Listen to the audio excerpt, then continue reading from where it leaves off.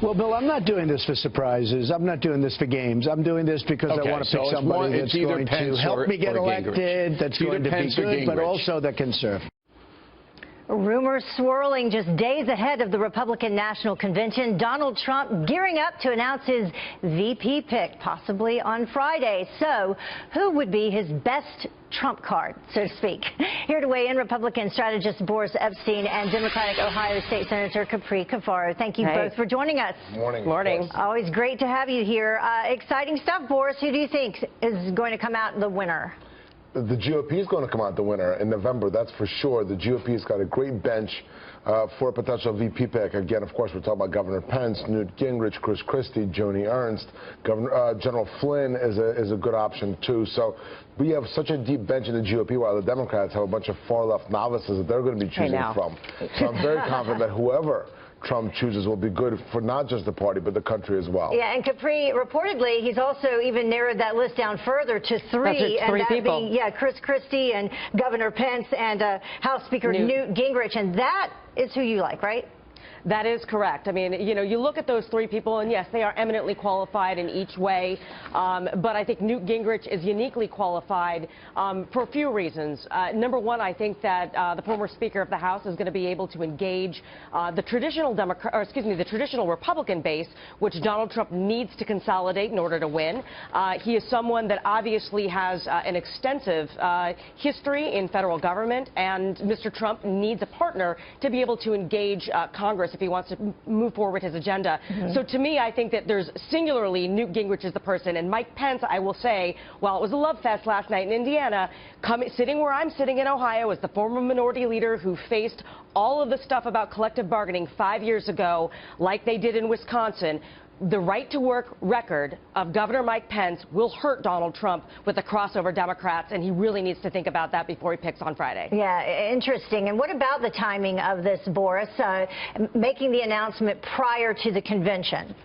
Well, listen, the goal here, of course, is to win the election, right? So you time the announcement in order to get as much enthusiasm as possible. But really, it's all about making the correct choice for the voters and for the country. So that's what Donald Trump is doing. As he said to Bill O'Reilly, this isn't a game. It's not about surprises. It's really about choosing the right candidate that is going to get the Republicans to win the White House and make sure that Hillary Clinton is not president with her awful record on being a complete liar and not truthful at all to the American people. Yeah, he also said that he needs an attack dog, and that's who he would choose in terms of his VP.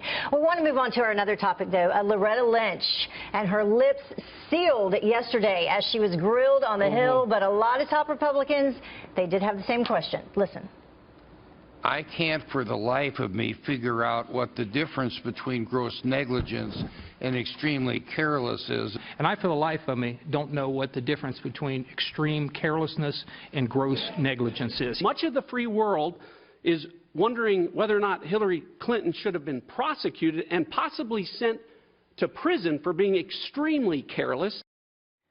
So what is the difference between gross negligence and carelessness? But more importantly, does her testimony even change anything? So, Boris, I'll let you tackle it first. What is the difference? Listen, I went to law school and practicing attorney.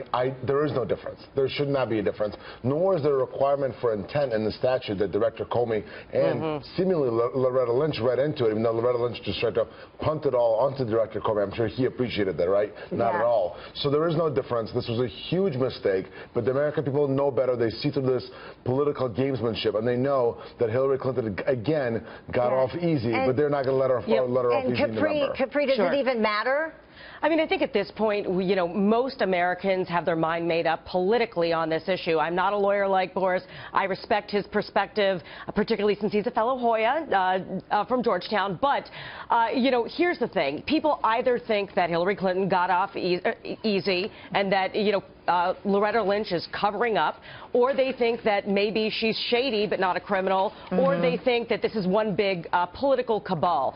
People's minds are not going to be changed by Loretta Lynch's testimony yesterday, and but this issue is not going away. May just aggravate them further. We had that Washington Post poll that said 56% of people think that the FBI was wrong not to pursue charges. Thank you both for joining us. Thank Boris, you. Capri, as always. Thanks. Take care.